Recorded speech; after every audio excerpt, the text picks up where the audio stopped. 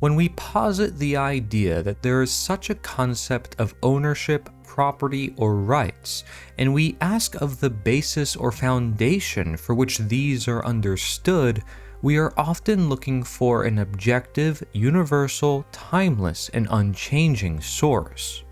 So how do we base our concepts against slavery or tyranny, or those evils in the world that we want to get rid of? Perhaps the source by which we base our concepts of ownership, property, or rights is said to be nature in one way or another. God, universe, reality, honesty, truth, another word for birth, without which the concepts of freedom, equality, and slavery become much harder to discuss and dispute. Additionally, if we did not have this foundation, everything would merely be based upon whims and opinions, which creates illusion, unreality, dishonesty, lies, or falsity, regardless of real-world consequences such as the condition of chaos as opposed to order. If we want a better world, one of more right, it would help to know what is right, learning from our behavior over time. In the same way, we may learn from history so not to repeat it. Our projections of reality will not be perfect, and hence it is why we must realize they are indeed projections on reality. Therefore, we may strive to work with truth in attaining virtue accordingly, but we can't get stuck or involuntarily impose what we think is the truth upon others, for this will disrespect their conscience and also breaking the golden rule, as people will disagree and we even need their help to understand our reality. So at the basis of ending slavery or basic injustice anyways, is just learning how to leave people alone. Simple as that. The mere question of what not to do, not what to do. The Taoist concept for wu wei represents this non-action or effortless action, which allows the way, truth, or source to express itself. Because if we recognize truth to be an inherent concept, source and birth to be an inherent concept, then who are we to force what is simply already present? We simply need to unveil the darkness that's concealing the light. Lao Tzu, who is known as the writer of Tao Te Ching, also said as Lao Tzu, says, "Do not conquer the world with force, for force only causes resistance. Thorns spring up when an army passes. Years of misery follow a great victory. Do only what needs to be done without using violence." You could ask yourself if the systems we have created are based upon this idea of working with what is or trying to replace and force what is. Lao Tzu also says good leaders reach solutions and then stop. They do not dare to rely on force. Water does not force its way, and of course he also says in other quotes that water is the representation of the Tao or the way. Therefore, if we want to be with the way or with one with water, as Bruce Lee would say, we would be careful not to overstep. We would be conscious of our actions. Frederick Douglass, a former slave and abolitionist, said, "I prefer to be true to myself, even at the hazard of incurring the ridicule of others, rather than to be false and to incur my own abhorrence." So stand for the truth, even if that means that people are going to make fun of you, even if everybody disagrees with you. You know, the one person who's right and everybody else who's wrong.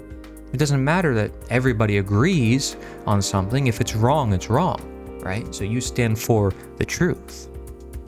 Maxim Gorky, a philosopher, said, "Lies are the religion of slaves and bosses. Truth is the God of the free man." Richard W. Wetherell says, "The person who chooses to be right is free, and any other so-called freedom actually is a form of unsuspected slavery." No matter how successful he appears to be, the wrong thinker is a slave to his wrongness. And of course, this goes back to the idea of fear and trauma, or insecurities or projections onto reality.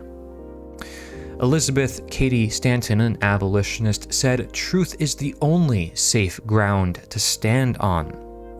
The most enlarged freedom of thought and action, a complete emancipation from all forms of bondage, of custom, dependence, superstition, from all the crippling influences of fear, is the solitude and personal responsibility of her own individual life. Who, I ask you, can dare take on himself the rights, the duties, the responsibilities of another human soul?" Notice the language being used here by this abolitionist in the 19th century. Again, abolitionist, somebody who wants to end slavery, saying the human soul. They're looking beyond man. They're looking at something deeper, nature, God, source, spirit, whatever you want to call it, as the reason for why somebody should be free. You know, Frederick Douglass, he's looking at the truth. He's not just looking at his opinion or what he feels. He even says several times it's about the laws of nature. I mean, even the founding fathers of America talk about this idea of the laws of nature.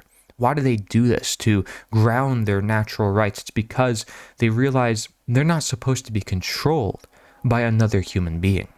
Nobody has that right over them. They want to live their own lives in peace. So they don't want to conquer the world with force. They want to work with the world and realize that there are problems present, and there are going to be people who disagree with you, and there's going to be all sorts of things you may not like. But that doesn't mean that you have to use violence to make people good and shape them into your image. Well, it is said that God created us in His image. So who are we to try to undo what God created, unless perhaps we ourselves are trying to be God? Which you may ask yourself as a question, are we doing that? When the slave master proclaims to rule over his slave, is he proclaiming to be his God in a sense? Because, well, the slave is in debt to the slave master, has no choice but to follow his every command. Everything that the slave has to do has to go through the master. It's almost as if his life depends on it. His life is bound to it, and he has no choice but to obey. Well, what is that concept of God? Isn't it the same thing? But it's not man, is it? So, what do you follow? Do you follow man's whim, or do you follow the truth, whatever term you may use to represent that? Is it so? Or is it not?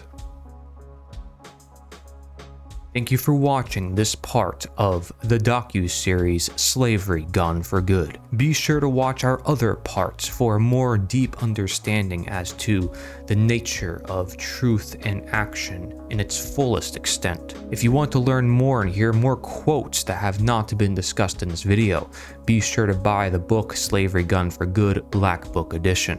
This is the most important work in history, and you are part of that work. Do not forget it. As Frederick Douglass, former slave and abolitionist, said, "Knowledge makes a man unfit to be a slave."